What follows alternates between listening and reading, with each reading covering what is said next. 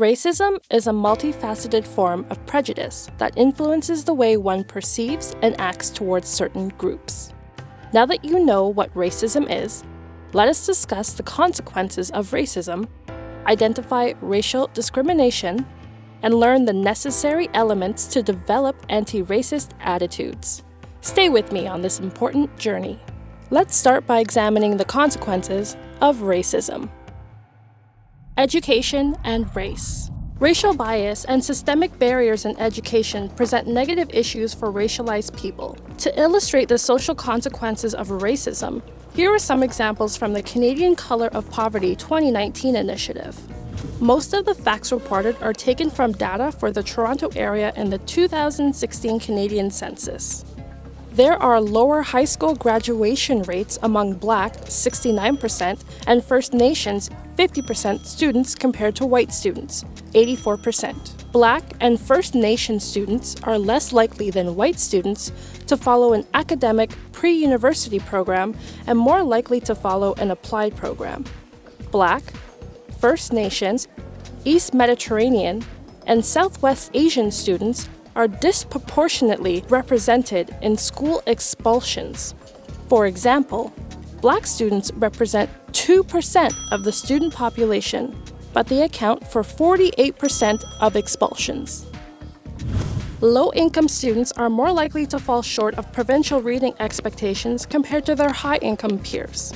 Students from lower-income families are at higher risk of not pursuing university studies. There is a greater police presence in schools with larger populations of Black students and students considered vulnerable or at risk. Income and race. Racialized people, 20.8%, are more likely to have low income compared to white people, 12.2%. The majority, 80%, of First Nations people in Canada living in reserves are below the poverty line. In general, child poverty rates are higher among immigrant children, First Nations children, and non-white children. Immigrants spend more than 50% of their income on housing and experience more food insecurity compared to native-born Canadians. Economic consequences. Systemic racism and racial discrimination impact the employment opportunities and financial situation of those who are victims of it. Among other things, there are discrepancies between the education and employment status of racialized people compared to white people. Employers frequently discriminate against applicants on the basis of their name. With equal skills and qualifications, an employer is less likely to choose a person whose name appears to be of African, Asian, or Arab origin. The non-recognition or devaluation of international credentials means that many immigrants are unable to apply their skills in their chosen field of employment. In Canada, 41% of chronically low-income immigrants have a post-secondary diploma. Employers are also inclined to discriminate on the basis of the applicant's sector of residence. The use of criminal record checks in the hiring process further excludes over-policed groups from employment. Low-wage workers from temporary immigration are disproportionately from the South. Racialized people, First Nations people, and immigrants are overrepresented in part-time jobs with low income and no benefits for absence and job security. In 2015, First Nation employees in Ontario had a lower wage rate of $26 an hour, compared to non-First Nations people who received $27.41 an hour. Mental health impacts. Internalized, interpersonal, institutional, and systemic racism, discrimination, microaggressions, and racial profiling can have lasting impacts on the physical and mental health of racialized people.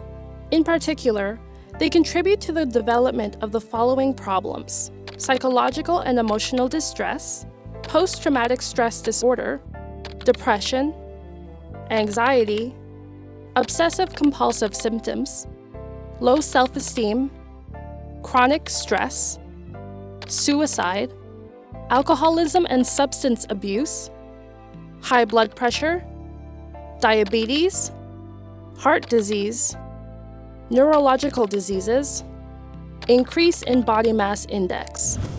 So, the consequences of racism are real and deep. Significant ramifications such as poverty, lack of education, and job insecurity all give rise to a precarious socio-economic foundation from which racialized populations are expected to rise to meet the same challenges as other members of society. Even when racialized individuals reach the same heights as other races in their chosen field of work, the opportunities for advancement are often fewer, and their rate of pay is often lower despite equal competencies.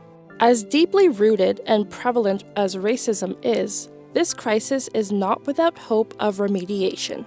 Let's now look forward to examine what you can do to become anti-racist. How to spot racial discrimination. Here's what to look for. Racial discrimination is any action that limits a person's opportunities because of their race or ethnicity. It can take many forms and is sometimes more easily identified than at other times. Here are some examples of racial discrimination in schools, workplaces, and healthcare services. Academic environment. Using a condescending tone when speaking with a parent who seems uncomfortable speaking the language of the institution.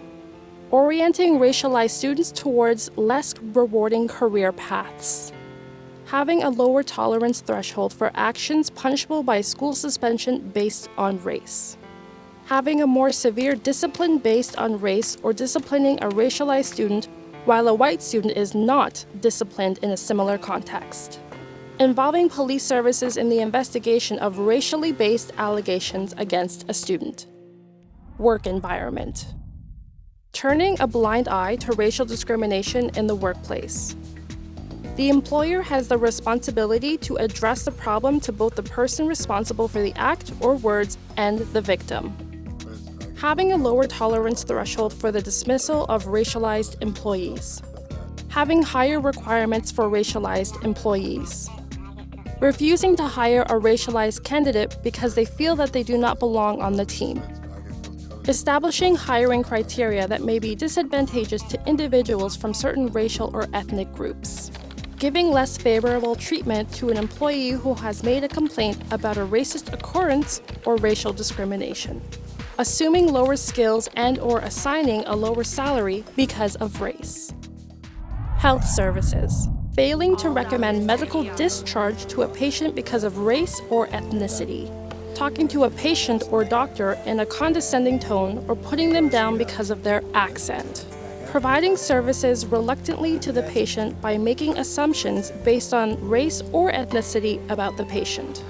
Offering treatment based on assumptions about the patient's financial situation rather than offering the best available treatment. Not giving all the information so that the person is able to anticipate complications. Assessing incompletely leading to late screening.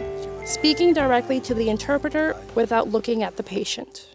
Deconstructing racial biases. You need to recognize your own racial biases and prejudices, as well as those communicated by your environment. Here is a list of some examples. Making assumptions about a person's intelligence based on their language level, meaning the language spoken by the majority. Having a preference for daycare centers where the majority of the caregivers are white. Having a sense of immediate danger in the presence of people from certain groups, for example, a woman holding her purse tightly when she passes a black man on the street, or a person who is concerned about the safety of their family when they pass a veiled woman at the airport. Now you know what the problems are. You've seen the severe consequences of racism, and you've heard many examples of how racism can live in any environment.